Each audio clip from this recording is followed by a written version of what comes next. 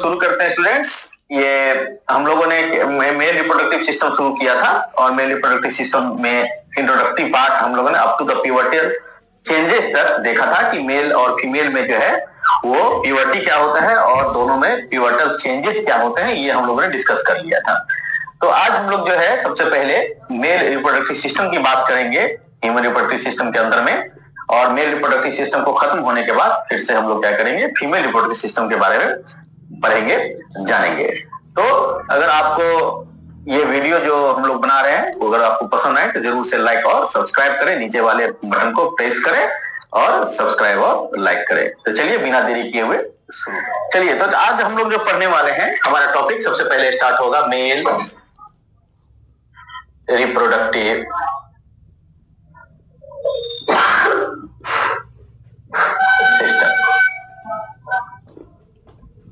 Male reproductive system की जब बात करते हैं तो इसमें जब अलग अलग ऑर्गन्स देखेंगे कि इसमें क्या क्या इन्वॉल्व होते हैं, तो सबसे पहला जो आपका है प्राइमरी सेक्स ऑर्गन के रूप में, दैट इज टेस्टिस। एक पेयर होते हैं इसलिए टेस्टिस। दूसरा जो हमारा होगा स्क्रोटम। तीसरी टेस्टिक्चर की जब बात करते हैं तो वो हो गया वास डिफरेंस, ठीक है। और जब इसके बारे में हम लोग जैसे टेस्टिस देख लिए, हम लोगों ने भास ये स्क्रोटम देख लिया, भास डिफरेंसिया देख लिया, इसके बाद आपका जो होता है वो चौथा होता है यूरेथ्रा, एंड पांचवा जब बात करेंगे तो पेनिस। ये जो 5 मुख्य ऑर्गन है इसके बारे में हम लोग देखेंगे कि ये क्या क्या इसका फंक्शन है, इसका लोकेशन कहाँ है, वो क्या करता है, इसके बारे में चलिए हम लोग बारी बारी से देखना शुरू करें। तो सबसे पहले जो हम लोग देखेंगे वो हम लोग देखते हैं टेस्टिस। देखिए टेस्टिस हम लोगों ने बताया था कि ये प्राइमरी सेक्स ऑर्गन है, और ये इसका जब बात करेंगे तो इसका स्ट्रक्चर के बारे में अगर बात करेंगे तो ये ओवल शेप होता है, ओवल होता है और 2 इन नंबर होता है, यानी कि आपके पास कितना होगा 2 नंबर में होगा। अगर आप सिंगुलर कहीं पे लिखते हैं तो टेस्टिस लिख सकते हैं, और जब प्लूरल की बात करते हैं तो टेस्टिस। तो ये 2 नंबर में होगा, और इसकी विशेषता क्या है कि ये एक पाउच में कवर में मौजूद रहता है जिसको कि हम लोग क्या बोलते हैं स्क्रोटम। इसको अभी हम पढ़ेंगे फिर से आगे। ये जो प्रेजेंट रहेगा, ये जो आप देख रहे हो, ये इस ढंग से इसके अंदर क्या होता है टेस्टिस प्रेजेंट होता है। तो ये हमारा 1, ये हमारा 2, और ये जो स्ट्रक्चर है बाहरी वाला पाउच वो दैट इज स्क्रोटम। तो अब हम लोग जाने कि टेस्टिस में जो हम लोग बोलते हैं प्राइमरी सेक्स ऑर्गन है तो वो कैसे काम करता है, कैसे वो स्पर्म का प्रोडक्शन करता है, वो हम लोग समझे थोड़ा सा। चलिए इसको हम लोग देखते हैं।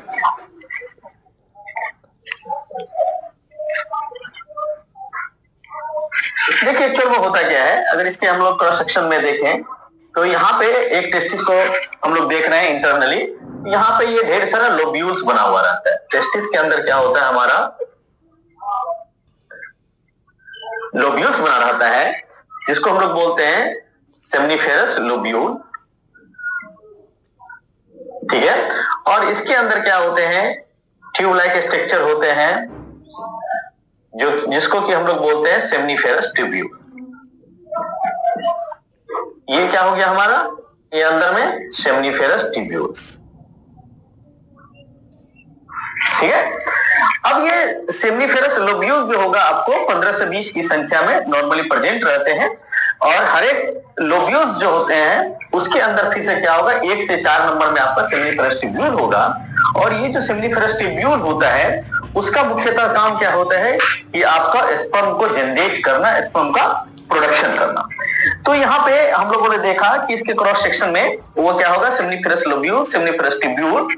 अब देखिए यहाँ पे होता क्या है कि हमारा जो ये सेमनीफेरस ट्यूब्यूल होता है, जब इसके अंदर आप बना लेते हो, जब ये सेमनीफेरस ट्यूब्यूल बना लेता है, ये स्पर्म का प्रोडक्शन कर लेता है, तब ये यहाँ पे क्या होता है कि आपको ये एक जालनुमा स्ट्रक्चर बनाता है सारे ट्यूब्यूल्स मिल करके, जो कि अपना जो प्रोड्यूस किया हुआ आपको स्पर्म्स है उसको डालता है इस अपने ट्यूब्यूल्स में, और ये जो एक आपको जालनुमा स्ट्रक्चर बनता है that is known as rete testis.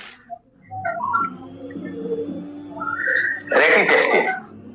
ठीक है, तो इसमें हम लोगों ने देखा कि लोब्यूल के अंदर सेमनीफेरस ट्यूब्यूल, और ये सेमनीफेरस ट्यूब्यूल जो है एक साथ एक जालनुमा स्ट्रक्चर बनाता है, जिसको हम लोगों ने क्या कहा कि सेमनीफेरस, ये सॉरी रेटिटेस्टिस। और ये रेटिटेस्टिस जो होता है वो फिर बाहर की तरफ इसको लेकर के जाता है, ठीक है, जिसको हम लोग बोलते हैं, ये जो पाइप है जिसको ये पाइप लेकर के जा रहा है, that is known as vas efferentia. Vas efferentia, ये जितना भी देख रहे हो आप, ये क्या होगा, ट्यूबुलर स्ट्रक्चर जो कि रेटिटेस्टिस से ओरिजिनेट होता है और आपको इस कैपनुमा स्ट्रक्चर में ले जाता है, that is known as vas efferentia. और भास इफ्रेंशिया जो है अपना प्रोडक्ट कहां डालेगा, तो ये जो होगा आपको इपीडिडाइमिस, इसको हम लोग क्या बोलते हैं, इपीडिडाइमिस।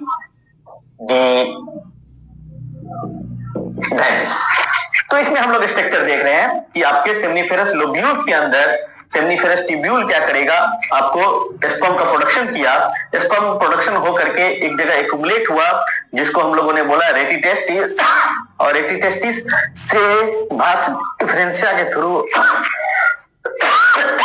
सॉरी वो गया कहां पे, हमारे टेस्टिस के ऊपर वाले स्ट्रक्चर में, कैपनुमा स्ट्रक्चर में, जिसको हम लोगों ने क्या कहा, इपीडिडाइमिस। तो ये एक ओवरऑल स्ट्रक्चर है आपके मेल रिप्रोडक्टिव सिस्टम में। सबसे पहले किसका, तो टेस्टिस का। अगर आप टेस्टिस की बात करें तो ये टेस्टिस का स्ट्रक्चर है। अब इसमें जब हम लोग बात करते हैं तो यहाँ पे एक सेल होता है, दैट इज सर्टोली सेल, जो कि प्रेजेंट होता है आपके सेमनीफेरस ट्यूब्यूल्स के अंदर। इसके अंदर क्या होता है, आपको सर्टोली सेल्स होता है, पैक करता है इस सेल को। ये क्या होता है, सर्टोली, बहुत इंपॉर्टेंट है, सर्टोली सेल्स। ये सेल क्या होता है, आपके सेमनीफेरस ट्यूब्यूल्स के अंदर होता है, और ये क्या करेगा, जो मेल स्पर्म सेल है जो बनाएगा, उसको ये क्या करेगा, न्यूट्रिशन प्रोवाइड करेगा। तो बहुत ही इंपॉर्टेंट है सर्टोली सेल, कि अगर आपका स्पर्म बन रहा है तो उसको न्यूट्रिशन प्रोवाइड करने के लिए सर्टोली सेल क्या होता है, न्यूट्रिशन प्रोवाइड करता है, जो उसके जिंदा रहने में आपको हेल्प करेगा। इसको आप थोड़ा सा देख लें, इस फिगर को थोड़ा सा देखें, अगर जो लोग नेमिंग देखना चाह रहे हैं उसको थोड़ा सा बड़ा करके आप देख लें।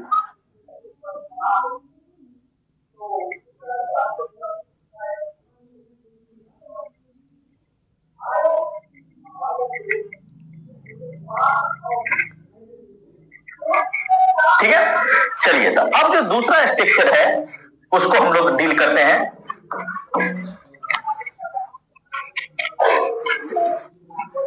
दूसरा स्ट्रक्चर जो होगा हमारा वो है स्क्रोटम। स्क्रोटम की विशेषता क्या होती है कि ये जो है हमारे एब्डोमिनल कैविटी से बाहर का स्ट्रक्चर है, वो बाहर रहता है।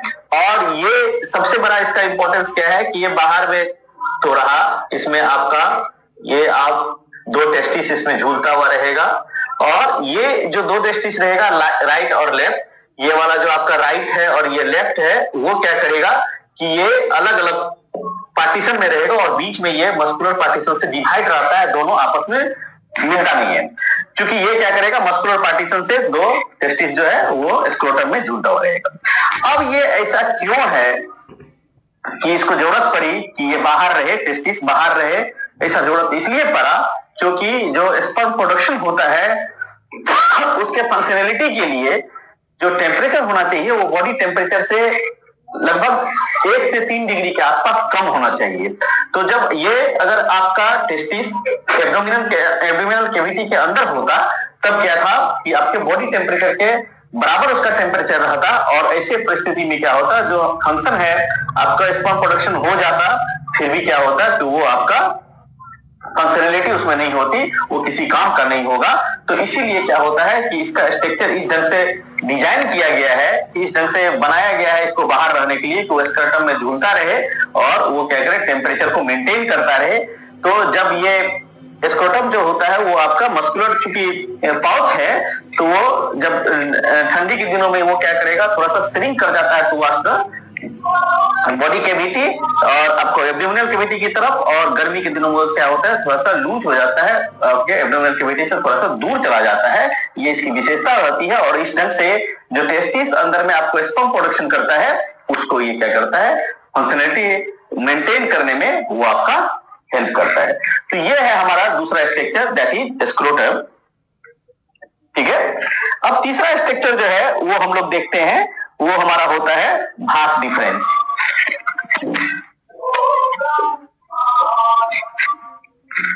तीसरा स्ट्रक्चर है हमारा भास डिफरेंस।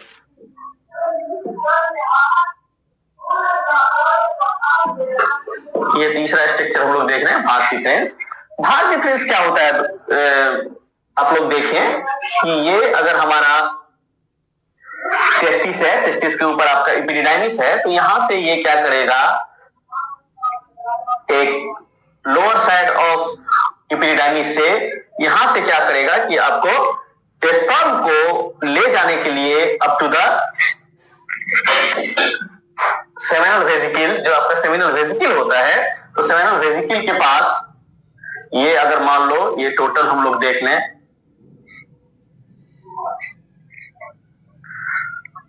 ये ऐसे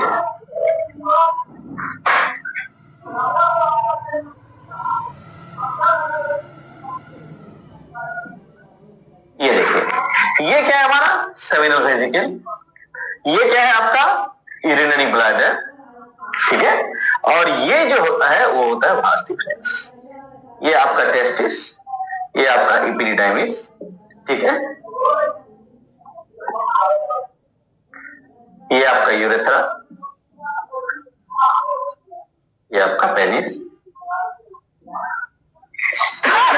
ये ओवरऑल जो है हमारा, ये आपको बोल सकते हैं स्क्रोटम। ये ओवरऑल मेल जेनिटल सिस्टम है। तो इसमें हम लोगों ने बोला कि भास डिफरेंसिया जो होता है वो आपको एपिडिडाइमिस से बने हुए स्पर्म को लेकर के वो क्या करेगा, up to the seminal vesicle, जहां पे वो जाकर के मिलता है इसके डक्ट में, वहां तक पहुंचाने का काम करेगा।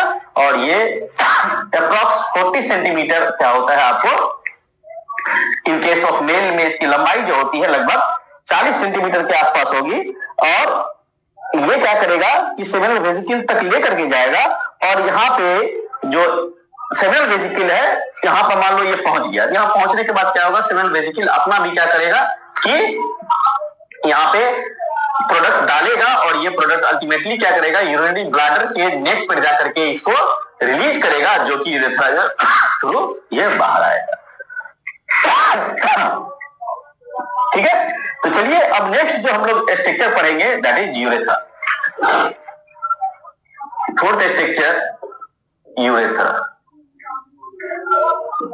ठीक है, यूरेथ्रा आप इसमें देख सकते हो कि क्या है, यूरेथ्रा आपको यहां से शुरू हो रहा है, कहां से, तो यूरिनरी ब्लैडर के नेक से यूरेथ्रा एक पाइप नुमा स्ट्रक्चर है जो कि शुरू हो रहेगा, और यूरिनोजेनिटल पोर तक यानी पेनिस के अंदर में होते हुए ये क्या करेगा, यूरिनोजेनिटल पोर तक, जहां से यूरिन और जेनिटल मटेरियल दोनों एक साथ निकलता है, वहां तक एक पाइप नुमा स्ट्रक्चर होगा from the neck of urinary bladder to the end of to the urinogenital pore तक। तो इसको हम लोग बोलते हैं आप क्या, कि ये यूरेथ्रा है जो कि दोनों का काम करेगा। आपको स्पर्म जो बनेगा अलॉन्ग विथ सीमेन वो बाहर आएगा, और दूसरा आपके यूरिन को लेकर के बाहर आने में वो हेल्प करेगा। इस ढंग से इसका बहुत ही इंपॉर्टेंट फंक्शन है। अब हम लोग देखें, इसमें एक चीज है जो आप बोलते हैं कि इसकी लंबाई होती है about 20 centimetre in case of, आप बोल सकते हैं कि मेल के केस में जब बात करेंगे तो ये अबाउट 20 सेंटीमीटर होता है, कम ज्यादा थोड़ा बहुत। लेकिन जब यही फीमेल की बात करेंगे तो वो ओनली 4 सेंटीमीटर होगा यूरेथ्रा की लंबाई। तो यूरेथ्रा का ये फंक्शन है कि आप इससे दोनों चीज, आप यूरिन एज यूजुअल जो आपका जेनेटिक मटेरियल है वो क्या होगा कि आपको ये बाहर आएगा। अब नेक्स्ट जो होता है वो आपका पांचवा, दैट इज पेनिस। पेनिस क्या होता है, आप यहाँ पर देख रहे हैं, पेनिस के थ्रू ही आपका यूरेथ्रा जो है वो पास आउट हो रहा है, बाहर की तरफ हो रहा है। और ये जो है ये एक कॉपुलेटरी ऑर्गन है, कॉपुलेटरी ऑर्गन है। और ये क्या करता है कि आपको जो सीमेन है उसको फीमेल जेनिटल ट्रैक्ट में डिपोजिट करने में नियर अबाउट सर्विक्स वो क्या करेगा कि ये हेल्प करेगा। ये कॉपुलेशन के दौरान ये क्या होता है, आपको हार्ड हो जाता है, और इसके थ्रू क्या होगा कि आपको जेनिटल मटेरियल जो होगा फीमेल जेनिटल ट्रैक्ट के अंदर डिपॉजिट होगा और फिर वहां से स्पर्म क्या करेगा, आगे की तरफ तैरेगा, आगे की तरफ जा करके फीमेल के ओवम से जा करके वो फर्टिलाइज करेगा और फिर वो आगे फर्टिलाइजेशन के बाद जो भी होना है हम लोग देखेंगे आगे, तो उसका सारा प्रोसीजर होगा। तो ये जो 5 ऑर्गेन है आपको, जैसे कि हम लोगों ने टेस्टिस बात करी, टेस्टिस के बाद एपिडिडाइमिस, एपिडिडाइमिस के बाद वास डिफरेंशिया, वास डिफरेंशिया के बाद आपको ये आपको यूरेथ्रा एंड पेनिस, ये 5 महत्वपूर्ण ऑर्गन है। इसके साथ ही अगर हम लोग बात करेंगे तो आपको एसेसरी जो ग्लैंड्स होते हैं इसके साथ, उसके बारे में अभी हम लोग जानेंगे कि एसेसरी ग्लैंड्स कौन कौन से होते हैं। तो ये जो फिगर है एक नॉर्मल रॉ डायग्राम है आपके पास, वो आप अगर पूछता है एग्जाम में कि कैसे इसको बनाना है तो आप इसको ढंग से आप बना सकते हैं, पूरा लेवलिंग जरूर करेंगे। तो हम लोग थोड़ा सा जाने कि अब इसका जो एसेसरी ग्लैंड्स है, एसेसरी सेक्स ग्लैंड्स, वो क्या क्या होता है और फिर उसके बारे में थोड़ा बहुत नॉलेज जितना हमको अपने स्तर पे लेना है 10th के स्तर पे, वो हम लोग देखें। तो हम लोग नेक्स्ट डील करते हैं एसेसरी सेक्स ग्लैंड।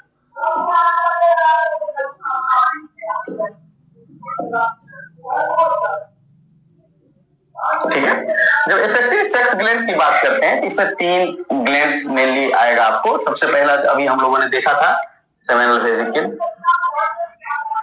ठीक है, इसके बारे में हम लोग देख भी चुके हैं। ये सेमिनल वेसिकल होता क्या है कि जो आपको वास डिफरेंशिया एक सीमेन बनने के बाद उसको ला करके डिपॉजिट करता है नेक के पास आकर के लेकर के आता है, वहां पर ये मिलता है सेमिनल वेसिकल के आपके प्रोडक्शन से। और इसमें जो है मेनली आप अगर देखेंगे सेमिनल वेसिकल में आप ये क्या क्या प्रोड्यूस करता है, तो इसके बारे में बात करें तो ये क्या करेगा आपको कि फ्रक्टोज एंड म्यूकस, ये 2 इंपॉर्टेंट चीज इसमें मिक्स करता है, फ्रक्टोज एंड म्यूकस, ये 2 महत्वपूर्ण चीज जो कि आपको सीमेन जो कि ये बन करके आता है, क्या बोलते हैं उसको, स्पर्म जो बन करके आ रहा है उसमें ये मिक्स करता है फ्रक्टोज और म्यूकस को स्पर्म के साथ, और फिर ये क्या करेगा, और भी चीजें होंगी इसमें, लेकिन ये 2 ज्यादा महत्वपूर्ण है। दूसरी बात करते हैं कि आपको दूसरा ग्लैंड होता है that is prostate gland. Prostate gland, ये हम लोग देखें कि ये इसका क्या काम होता है। जब प्रोस्टेट ग्लैंड की बात करते हैं तो प्रोस्टेट ग्लैंड जो दोस्तों होता है ये सीक्रेट करता है आपको कैल्शियम, कैल्शियम के साथ फॉस्फेट, कुछ हार्मोन्स, कैल्शियम, फॉस्फेट्स, जिंक और कुछ हार्मोन्स, जैसे आपका 5 अल्फा रिडक्टेज, काफी इंपॉर्टेंट है 5 अल्फा रिडक्टेज।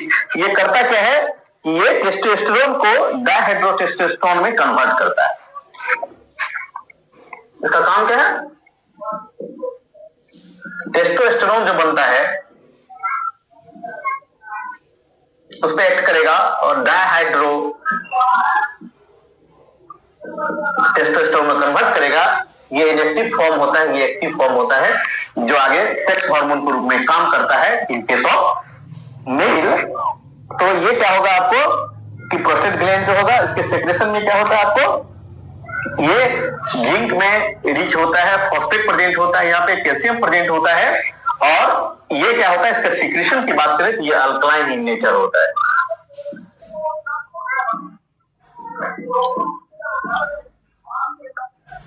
इसका फायदा क्या होगा, जब आपका सारा चीज मिल जाता है इसमें स्पर्म के साथ, उसको हम लोग एक टर्म देते हैं सीमेन, और जब सीमेन पास आउट होगा फीमेल जेनिटल ट्रैक्ट में तो ये अल्कलाइन जो सीक्रेशन होगा आपके प्रोस्टेट ग्लैंड का, वो क्या करेगा कि एसिडिटी जो होता है फीमेल जेनिटल ट्रैक्ट का उसको न्यूट्रलाइज करने में ये क्या करेगा, आपको हेल्प करेगा, जिससे कि मोर्टेलिटी कम होगी ह्यूमन मेल के स्पर्म्स की। अब तीसरा जो ग्लैंड होता है that is Cowper's gland, COWPERS, Cowper's gland. अब हम लोग बात करें कि ये कॉपर्स ग्लैंड क्या होता है, कॉपर्स ग्लैंड का इंपॉर्टेंस क्या है। तो ये क्या करता है, एक तरह से बोल सकते हैं स्मूथनेस, यानी आप इसको क्या कर सकते हैं कि ये जो है म्यूकस सीक्रेट करेगा म्यूकस सिक्रेट करेगा और फीमेल जेनिटल ट्रैक्ट में स्मूथनेस देगा, जिससे कि क्या करे कि इसके साथ आने वाला जो है आपको सीमेन वो क्या करे इजीली वो उसमें ट्रेवल कर सके। तो उसके रास्ते को स्मूथ बनाने का काम कौन करता है? कॉपर्स ग्लैंड, इसको हम लोग बोलते हैं बल्बो यूरेथ्रल ग्लैंड भी आप इसको कर सकते हैं। और ये क्या करता है, इस ढंग से 3 ग्लैंड्स जो है सेक्स ग्लैंड के रूप में प्रेजेंट होते हैं, seminal vesicle, prostate gland and Cowper's gland. इससे पहला हम लोगों ने देखा कि सेमिनल वेसिकल जो है वो फ्रक्टोज एंड म्यूकस इसमें अपना ऐड करेगा, काफी महत्वपूर्ण है। और प्रोस्टेट ग्लैंड जो है वो आपको एल्कलाइन इन नेचर होता है, उसमें कैल्शियम, फॉस्फेट, जिंक होते हैं। साथ में एक हार्मोन आपका बहुत ही इंपॉर्टेंट है 5 अल्फा रिडक्टेज, जो कि टेस्टोस्टेरोन को डायहाइड्रोटेस्टोस्टेरोन में कन्वर्ट करेगा, जो कि वो फंक्शनली एक्टिव हो जाएगा। और तीसरा जो होता है वो कॉपर्स ग्लैंड, जो कि म्यूकस सिक्रेट करता है, फीमेल जेनिटल ट्रैक्ट में स्मूथनेस लाएगा और जो वो हर्डल होता है पार करने का उसको क्या करेगा, कम करेगा, हर्डल को रिड्यूस करेगा। तो इस ढंग से एक्सेसरी सेक्स ग्लैंड्स हैं हमारे मेल जेनिटल ट्रैक्ट के अंदर। और इस ढंग से हम लोगों ने कंप्लीट किया कि हमारे मेल रिप्रोडक्टिव सिस्टम में ह्यूमन के केस में क्या क्या होता है। नेक्स्ट जो हम लोग अभी देखेंगे वो हमारा होगा female reproductive system in case of human beings. चलिए अब थोड़ा उसको देखते हैं इसके बाद। चलिए इसमें तो हम लोग पढ़ रहे थे सर्टोली सेल, उसी की तरह क्या होता है आपको एक चीज मैं बताना भूल गया था, वो मैं बता दूं कि ये जो हमारा सेमनीफेरस लोब्यूल्स होता है, तो लोब्यूल्स के अंदर हम लोगों ने देखा था कि ट्यूब्यूल्स 1 से 4 की संख्या में होते हैं। और इसी में क्या होता है आपको यहाँ पे एक सेल होता है सेमनीफेरस ट्यूब्यूल्स के बाहर, लेकिन उसके लोब्यूल्स के अंदर, that is known as Leydig cells, Leydig cells. और ये जो है वो टेस्टोस्टेरोन का सिक्रेशन करता है, टेस्टोस्टेरोन का सिक्रेशन करता है। तो हम हमारे टेस्टिस के अंदर 2 तरह के सेल्स होते हैं, ये हम लोग ओवरऑल जान चुके हैं। पहला होता है सर्टोली सेल जो कि न्यूट्रिशन प्रोवाइड करता है स्पर्म को, और दूसरा होता है लीडिंग सेल जो कि हमारे सेक्स हार्मोन को सिक्रीट करता है, जो टेस्टोस्टेरोन है। और इसी चलते हम लोगों ने कहा था कि ये जो 2 काम करेगा उसे सारे ऑर्गन को हम लोग प्राइमरी सेक्स ऑर्गन कहते हैं। तो चलिए ये हम लोग इस ढंग से कंप्लीट करते हैं हमारे मेल रिप्रोडक्टिव सिस्टम को। अब जो आगे हम लोग देखेंगे that is female reproductive system.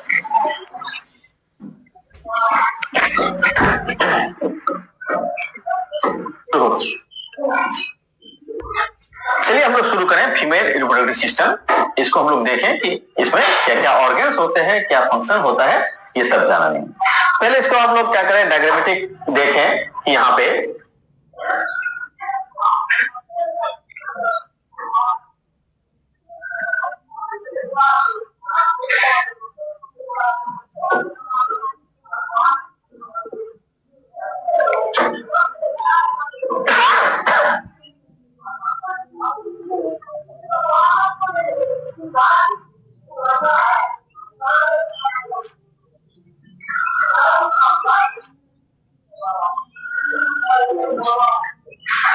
का ये स्ट्रक्चर है टोटल फीमेल रिप्रोडक्टिव सिस्टम का। अब इसमें जो है सबसे पहले हम लोग को देखना है कि इसके अलग अलग पार्ट्स कौन कौन से होते हैं। तो ये जो हमारा पार्ट है ये वाला, that is known as ovary, fallopian tube, ठीक है। ये जो ट्यूब है आपको यहां से शुरू होता है और ये लास्ट होता है यहाँ पे इस भाग को, या इस साइड देखें आप राइट साइड में और लेफ्ट साइड में, ये क्या होगा हमारा फैलोपियन ट्यूब। ये ओवरी लेफ्ट साइड में आप देखो या राइट साइड में देखो या लेफ्ट साइड में, ये आपका ओवरी। और ये जो बीच का हिस्सा आप देख रहे हो ये वाला, यहां से लेकर यहां तक, दैट इज यूटेरस। और यूटेरस का नीचे वाला जो नेरोअर पोर्शन है ये वाला हिस्सा, that is known as cervix, and this tubular structure is known as vagina. तो ये मोरलेस सारे इंपॉर्टेंट ऑर्गन है हमारे पास फीमेल रिप्रोडक्टिव सिस्टम से रिगार्डिंग। अब हम लोग देखें एक एक करके डील करेंगे। तो ये हमारा सबसे पहला जो प्राइमरी सेक्स ऑर्गन होता है फीमेल में, दैट इज ओवरी।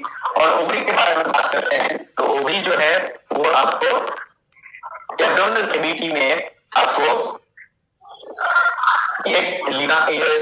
ये क्या होता है कि आपको बाहर में झूलता हुआ मिलेगा, ठीक है, जो कि ओवरी के जो कि आपके यूट्रस के बाहरी हिस्से के वाल से क्या होता है, अटैच होता है और फिर वो क्या करता है, वहां पे उसके ओवम का प्रोडक्शन होता है।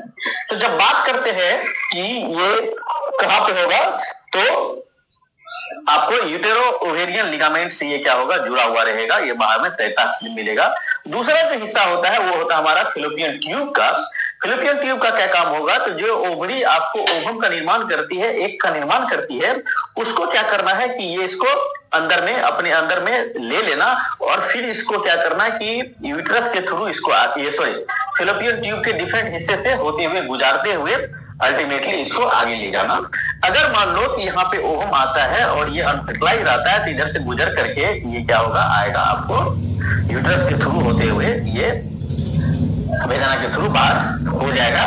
तो ये जो है, अगर ये अनफर्टिलाइज हुआ तो हम लोगों ने देखा कि ये क्या होगा कि आपको ओवम लॉस्ट हो जा रहा है। अब अगर हम लोग ये माने कि यहाँ से आपको स्पर्म मिल रहा है ओवुलेशन के राउंड में और यहाँ जाकर के फर्टिलाइजेशन होना है, तो फर्टिलाइजेशन में जो होता है आपके, हम लोग यहाँ अभी देखेंगे कि फेलोपियन ट्यूब में 4 पार्ट होते हैं। तो इस ढंग से जो ओवम रिलीज होगा, ओवम को लेकर के आएगा, तो इधर से आपका स्पर्म और इधर से ओवम आकर के क्या करेगा, इसी फेलोपियन ट्यूब के अंदर आपको फर्टिलाइज करेगा। तो हम लोग देखें दूसरा जो पार्ट है हमारा, वो आपका फेलोपियन ट्यूब। फेलोपियन ट्यूब जो होता है, इसमें 4 पार्ट को बना करके हम लोग पढ़ते हैं, 4 पार्ट में भाग करके हम लोग पढ़ते हैं। और इसका जो पहला पार्ट होगा near to ovary, that is infundibulum. इसको क्या बोलते हैं हम लोग, इनफंडिबुलम। पहला पार्ट हुआ ये। इनफंडिबुलम का काम होता है कि ओवम जब ये ओवरी से बाहर की तरफ निकलता है, तो इसको क्या करना, स्वेप करना, इसको अंदर लेना। तो अंदर जब लेगा तो इसके लिए इसमें क्या होता है, फ्लैजिलेटेड स्ट्रक्चर होता है, फिंगर लाइक स्ट्रक्चर होता है, जो कि क्या करता है, इसको अंदर ओवम को लेने में मदद करता है। इसको हम बोलते हैं इनफंडिबुलम। दूसरा जो पार्ट होता है उसका नाम होता है आपको, ये इनफंडिबुलम के बाद जो दूसरा होता है दैट इज एम्पुला। ये हो गया हमारा एम्पुला, ये हो गया इनफंडिबुलम, दूसरा एम्पुला। दूसरा पार्ट क्या होगा हमारा, एम्पुला। तीसरा पार्ट क्या होता है, वो हमारा इस्थमस। और चौथा जो पार्ट है ये वाला, ये इस्थमस। और चौथा जो पार्ट होता है दैट इज यूटेराइन पार्ट, यानी uterine part of fallopian tube. तो यानी यूट्रस से नियर अबाउट रहता है, इसलिए इसको यूटेराइन पार्ट बोलते हैं। तो हम लोग जब बता रहे थे, इधर से आप लोग आपका स्पर्म आता है नियर अबाउट ओवुलेशन, तो जो फर्टिलाइजेशन होता है तो ओवम का वो होता है एम्पुलरी इस्थमस जंक्शन के आसपास। ये जो एम्पुलरी इस्थमस जंक्शन है, इधर से ओवम और इधर से स्पर्म आएगा और एम्पुलरी इस्थमस जंक्शन पे क्या होगा, हमारा फर्टिलाइजेशन होगा। तो इस ढंग से हम लोग देखते हैं कि टोटल आपका दूसरा पार्ट हम लोग पढ़ रहे हैं फेलोपियन ट्यूब। अबाउट आपका कितना होता है, 12 सेंटीमीटर के आसपास इसकी लंबाई होती है और ये 4 भागों में बटा होता है आपको, infundibulum, ampulla, isthmus and uterine part. अब चौथा जो है, वो तीसरा पार्ट जो होता है वो आपका क्या होगा कि यूटेरस। तीसरा पार्ट हमारा, पहला था आपको ओवरी, दूसरा फेलोपियन ट्यूब, तीसरा जो हमारा यूटेरस। यूटेरस जो है ये आप देख रहे हैं यहां से लेकर के यहां तक, ये बहुत ही इंपॉर्टेंट पार्ट है। ये पियर शेप्ड ऑर्गन रहता है, पियर शेप्ड ऑर्गन होता है। और पियर शेप्ड ऑर्गन के साथ साथ इसका जो ऊपर वाला हिस्सा है वो थोड़ा सा वाइडर होता है और नीचे का जो हिस्सा है वो थोड़ा सा नैरोअर होता है, जिसको हम लोग बोलते हैं सर्विक्स। ठीक है। और इसमें यूट्रस के क्या होते हैं, 3 यूट्रस के वाल में क्या होते हैं कि 3 लेयर होते हैं, जिसको हम लोग बोलते हैं इंडोमेट्रियम। ये इधर से अंदर से पहला इंडोमेट्रियम, दूसरा मायोमेट्रियम एंड सबसे आउटर मोस्ट जो होगा अंदर से बाहर की तरफ दैट इज पेरीमेट्रियम। और ये काफी महत्वपूर्ण इसलिए होता है कि जो इंडोमेट्रियल पार्ट होता है आपके यूट्रस का, वहां पे क्या होता है, एम्ब्रियो जाकर के इम्बेडेड होता है और उसका फीटस में क्या होता है, डेवलपमेंट होगा और अल्टीमेटली चाइल्ड बर्थ में वो हेल्प करेगा। तो इस ढंग से हम लोगों ने देखा कि तीसरा पार्ट हमारा यूट्रस है। इसके 2 हिस्से होते हैं, अपर वाइडर और नीचे नेरोअर, जिसको हम लोगों ने सर्विक्स बोला। इसके वाल के 3 पार्ट होते हैं, 3 लेयर होते हैं, जिसको इंडोमेट्रियम, मायोमेट्रियम है, पेरीमेट्रियम, जिसमें कि आपको इंडोमेट्रियम जो होता है वो हेल्प करता है तो उसमें एम्ब्रियो जाकर के आपका इम्प्लांट हो और एम्ब्रियो इम्प्लांट होने के बाद वहां पे डेवलपमेंट उसका होता है, ग्रोथ होता है। आगे जो रेस्ट है वो हमारा हिस्सा बचा हुआ, दैट इज यूट्रस सर्विक्स के बाद चौथा आपको सर्विक्स मान लो चौथा अगर बोल देते हो तो पांचवा आपका होगा भेजाना। भेजाना को हम लोग बोलते हैं बर्थ कैनाल, क्योंकि यहाँ से ही क्या होता है बर्थ ऑफ द चाइल्ड होता है। और ये जो ऑर्गन है वो हमारा क्या होता है कि फीमेल में कॉपुलेटरी ऑर्गन होता है, यानी इसी में इंसर्शन ऑफ पेनिस होता है, जहां पर कि आपका क्या होगा कि इसी के थ्रू पेनिस इंसर्ट होकर के नियर अबाउट जो आपका सर्विक्स का ओपनिंग होता है, सर्विक्स का माउथ होता है, तो वहां पे जाकर के सीमेन का इजैकुलेशन होता है। और इजैकुलेशन होने के बाद ये क्या होगा, यानी इजैकुलेशन का मतलब रिलीज आप बोल सकते हो, सीमेन का रिलीज होगा और यहाँ से आपका सीमेन क्या करेगा, यहाँ से स्पर्म होगा, ठीक है। तो ये स्पर्म रिलीज होगा और यहाँ पे आकर के आपको एम्ब्रियो स्टमस पर जाकर के जो है वो आपको फर्टिलाइज करेगा। तो ठीक है, फर्टिलाइजेशन होगा। तो अब नेक्स्ट क्लास में जो है हम लोग फर्टिलाइजेशन देखेंगे कि फर्टिलाइजेशन होने के बाद क्या क्या होता है। दोस्तों ये जो 5 अल्फा रिडक्टेज की बात हम लोग कर रहे थे secretary glands in male reproductive system में, उसमें वो बाय मिस्टेक जो है 5 अल्फा रिडक्टेज को हार्मोन बोल दिया। 5 अल्फा रिडक्टेज जो है वो एक एंजाइम है जो कि टेस्टोस्टेरोन को डायहाइड्रो टेस्टोस्टेरोन में कन्वर्ट करता है और ये उसे एक्टिव फॉर्म में लाता है। ठीक है, धन्यवाद।